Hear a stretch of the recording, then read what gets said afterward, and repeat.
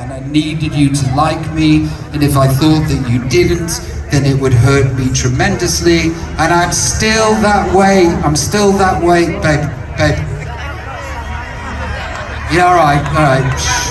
I'm still that way today, and because of those voices when I was growing up, they became negative voices, really, really negative, and they would tell me that I was useless, and they would tell me that I was stupid, and they would tell me that I couldn't sing.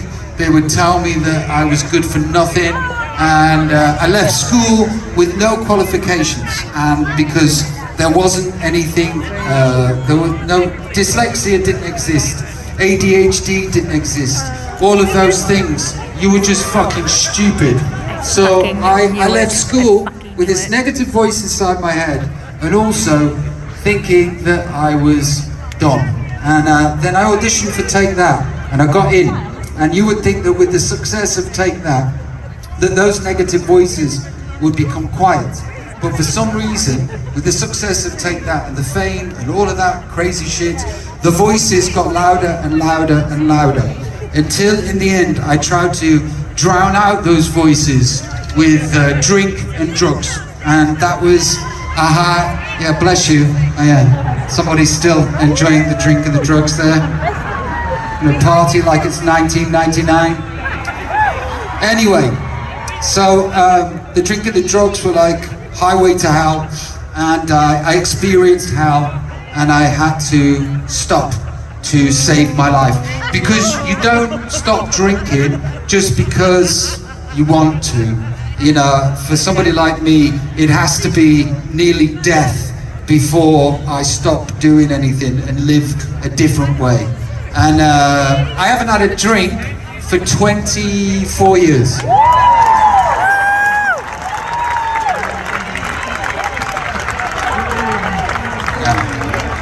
Last time I was in New Zealand, I think I had had a drink for like 18 years. And I said I had had a drink for 18 years. And a group of lads in the crowd just went.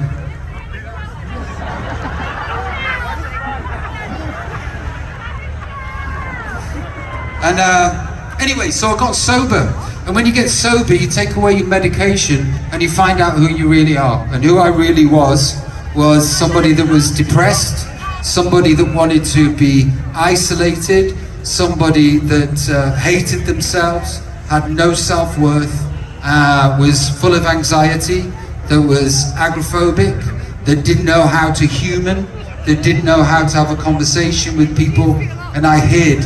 And then that depression sort of went from one day to a week turned into a month turned into a year, and a year turned into a decade. And during that time, I thought to myself, if this is what life is, it's not worth living, because I can't get up every day and do this fucking battle. I can't battle these demons. What's the point?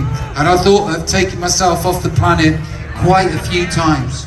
And I used to hold on to anything that would get me through those days. And this is the reason that I'm telling you this story right now. Because there's two things that saved me. One was meeting my wife. Come on, Robbie, I know a few of you ladies are like, fuck that bitch. And I get it. But she really is the reason I'm alive today. And the other one was when these rivers, these raging rivers of depression and isolation and sadness and poor self-talk, when they were raging, I used to grab onto anything that I could to have any sort of self-worth. And the biggest one that I could think of was, I've got a fucking audience and they like me.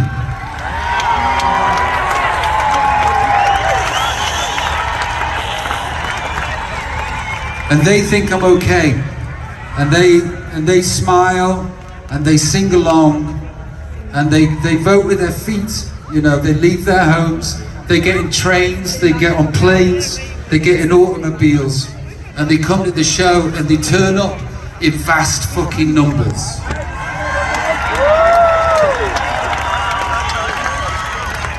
So, genuinely, I want to thank you on behalf of me and my family, you're a big part of why I'm still alive today.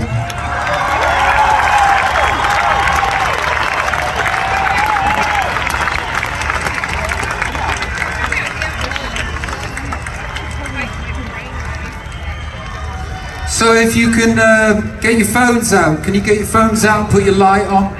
Cheers.